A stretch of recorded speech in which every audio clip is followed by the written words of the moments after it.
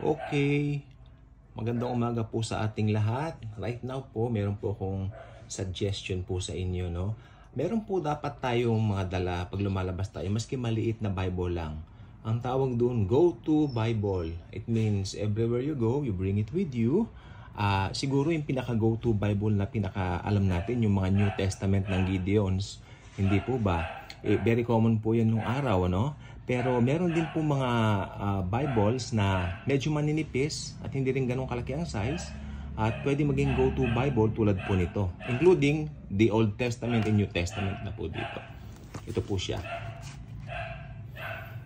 Holman po ang nagdi-distribute. Yan. Presentation page. Maingay yung aso. Pasensya na po at gusto ko lang po ipakita siya sa inyo. Maganda po siya. Ito po ay gawa ng Holman at sa Shopee po ito po ay marami. At ang nakaka-amaze po rito, sasabihin ko po mamaya kung ano. Yan po, ang ganda ng fonts po niya. Oh. Yes. Ang nakaka-amaze po rito, akala ko dati glued siya. Yung glue lang, parang glue. Hindi po pala, naka-stitch po pala siya. Ito po pala ay nakatahi. Sa murang halaga, bibihira po yung makabili ka ng Bibliang nakatahi na less than 500 o 400 pesos. But this one, yes. Maganda po siya talaga. Hindi po ba? Tapos, ayan. Pwede mo siyang iganyan kasi hindi po siya glued, no? Ang glued, mahirap po iganyan. Pag ginanyan mo ang glued, ang mangyayari, mag-crack-crack yan. Mahahati po yan. Amen? So, masisira po agad yung mga. May mga glued Bible din po kasi yung karamihan ng pinamimigay na maliit glued. Pero yung pinamimigay po ng Gideons, naka-stitch po yon. Nakatahi siya. Mas maganda pag nakatahi.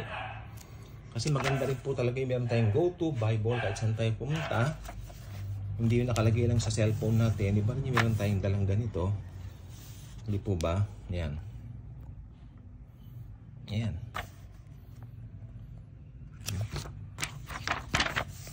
Maganda po siya. Tsaka yung ano, maganda po ang ano ng Holman. Nakikilala po ngayon ng Holman bilang magandang mga gumagawa ng Biblia. So napakaganda po nito. Ayan.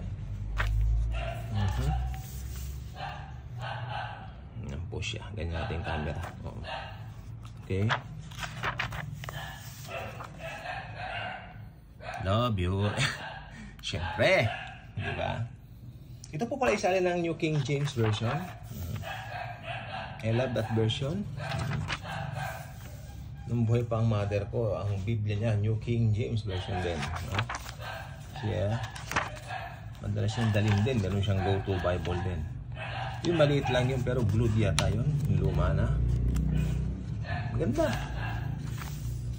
So, meron kayong laging dalang Biblia, kahit saan kayo pumunta. Dahil salita niya ni Lord Jesus, no? Pwede tayong mag-share. Pwede tayong pumunta agad sa Book of John like this. So, alam natin kung saan tayo pupunta. Wala po sa taas yung ano, hindi po nakalagay sa taas. Tingnan nyo yung book. Nakalagay po siya sa baba. Yeah? Ayan. Pero overall, ito po ay nagkakahalaga lang po ng 399 pesos o almost 400 pesos. Konting shipping fee. So, Holman Bible sa Shopee, magtingin po. Maski 500 pesos pa. Ito po ay talagang sulit. Ang ganda po. Pati papel, ang ganda. Napakaganda po. Bibihira po yung makikita ka ng Biblia ganito kaganda. And it comes with different color, no? Hindi lang po yan. Marami pong pagpipilian. Comes with, tingnan lang po sa Shopee kung ano. Yan, nabasa po kasi nalagyan ng ano, kaya medyo nilagyan ng aso.